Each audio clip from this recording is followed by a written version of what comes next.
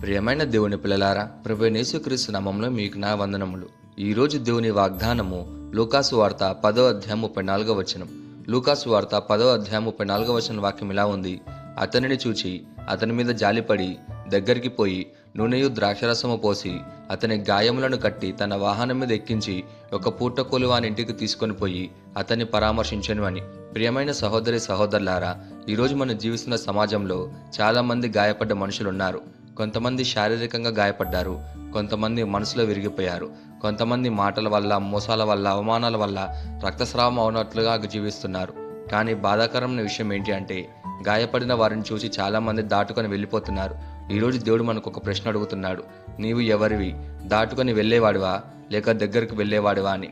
ఈ ప్రశ్నకు సమాధానం ఈరోజు వాక్యంలో ఉంది. ఈ వాక్యం మంచి సమరుడు ఉపమానం నుండి తీసుకున్నది. ఒక మనిషిని యెరూషలేము నుండి యెరికోకు వెళ్తుండగా దొంగలు దాడి చేశారు. అతని దుస్తులు లాగేశారు, తీవ్రంగా గాయపరిచి అర్ధమరణ స్థితిలో వదిలేశారు. ఇక్కడ గమనించండి, ఒక యాజకుడు వచ్చాడు. అతడు దేవాలయంలో సేవ చేసే వ్యక్తి. కానీ గాయపడ్డ మనిషిని చూసి పక్కకు దాటి వెళ్ళిపోయాడు. తర్వాత ఒక లేవీయుడు వచ్చాడు. అతను ధర్మశాస్త్రం తెలిసినవాడు, కానీ దగ్గరకు రాలేదు, చూసి వెళ్ళిపోయాడు. వీరిద్దరికీ జ్ఞానం ఉంది, హోదా ఉంది, కానీ కరుణ లేదు. అప్పుడే వస్తాడు ఒక సమరయుడు. సమరయుడు అంటే యూదులకు ఇష్టం లేని వ్యక్తి, తక్కువగా చూడబడినవాడు. కానీ బైబిల్ ఏమంటుంది? అతన్ని చూచి అతని మీద జాలిపడి అని ఉంది. అంటే ఇది ఒరిజినల్గా దేవుని హృదయం. గమనించండి మాటలను. చూచాడు అంటే పట్టించుకున్నాడు, అతని మీద జాలి పడ్డాడు అంటే భయపడకుండా దగ్గరికి వెళ్ళాడు, గాయాలను కట్టాడు అంటే తన సమయాన్ని ఇచ్చాడు. అక్కడ నూనె ద్రాక్షరసం పోశాడు అంటే తన దగ్గరున్న దాన్ని, తనకు అవసరమైన దాన్ని ఇచ్చేశాడు.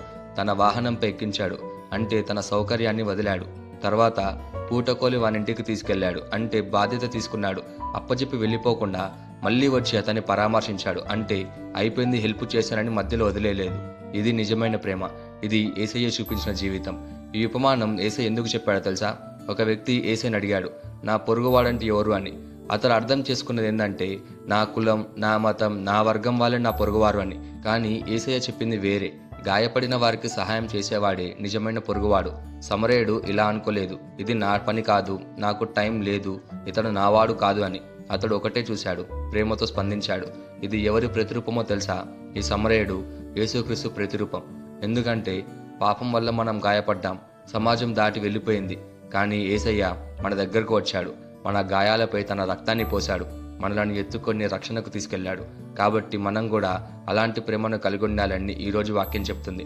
ఈ వాక్యం ప్రకారం మనం ఎలా ఉండాలంటే, మొదటిగా చూసి వెళ్ళిపోకూడదు, బాధలు ఉన్న వారిని పట్టించుకోవాలి, ఇది నా పని కాదు అని అనుకోకూడదు. రెండోదిగా జాలి కలిగిన హృదయం ఉండాలి, తీర్పు కాదు కరుణ చూపించాలి, మాటలు కాదు సహాయం చేయాలి.